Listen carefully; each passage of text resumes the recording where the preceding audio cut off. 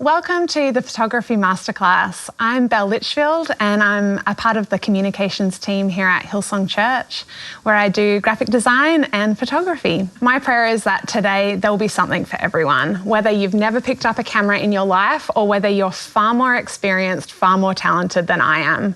I hope that you'll be able to walk away with something great. Let me start by reading you a scripture. Genesis 1:1-4. In the beginning, God created everything, the heavens above and the earth below. Here's what happened. At first, the earth lacked shape and was totally empty, and a dark fog draped over the deep, while God's spirit wind hovered over the surface of the empty waters. Then there was the voice of God, "Let there be light." And light flashed into being. God saw that the light was beautiful and good. I personally, as a photographer, take great delight that God's very first move in the creation story was to speak light. And photography in its absolute purest form could be reduced to that. It's capturing light. Now, when you grab a camera and you're changing aperture, shutter speed, ISO, film speed, whatever, essentially all you're doing is capturing light. And so it's cool to think as photographers that God plays a pivotal role in this art form because he's the one that created the light that we're capturing. And it serves as a reminder to me that as I'm shooting, I'm collaborating with him every time I click the shutter. He's already done the hard part. He's illuminated the whole world. So what's my role? What's your role as a photographer? Our role is to see it. Our role is to see that light and capture it. There's an amazing quote from Rick Rubin, and he says, "Art isn't the tools, materials, equipment you use. It's the way you see the world."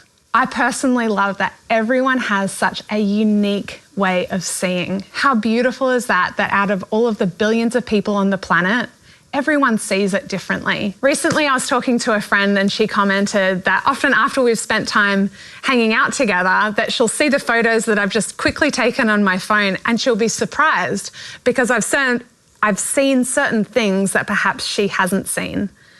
And the interesting thing is that if you got 5 photographers in the same space, they would undoubtedly capture it in very, very different ways. Isn't that cool? Isn't it cool that we all see it differently and that everybody has something unique to bring? Elliot Erwitt said, "Photography is an art of observation. It has little to do with the things that you see and everything to do with the way you see them. Everyone sees the world differently." So here's 3 thoughts. Number 1, sharpen how you see. If I could encourage you to do one thing as a photographer, it would be this: train your eyes, sharpen how you see the world. Keep growing on how you see. Push yourself to keep seeing it differently.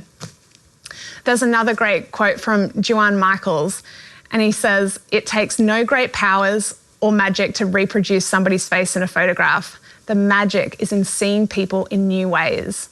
And as a photographer myself, my constant prayer is, God, give me eyes to see, that he would be illuminating how I see the world. Number 2, capture how you see it. To me, equipment and knowing about it and camera skills, they are all a means to an end. They're important, but they're not the most important. What sets you apart is how you see. So if you need to learn specific skills, because they are important, Google it, YouTube it, befriend other photographers, pick their brain, ask them lots of very specific questions until you get all of those skills under your belt. But don't lose your way of seeing while you're learning all that stuff. Don't feel like you've got to be perfect. Abandon perfection. I'd much rather see an image that was out of focus or slightly overexposed that made me feel something to a perfect one that felt predictable and sterile. There are many photographers that are highly skilled, but they lack creativity and a different way of seeing. So the equipment, it's just there to serve your eye. It's to serve how you see. And it's not the other way around. So don't stop pushing yourself to be creative and capture things differently. Gary Winogrand said, if I saw something in my viewfinder that looked familiar to me, I would do something to shake it up.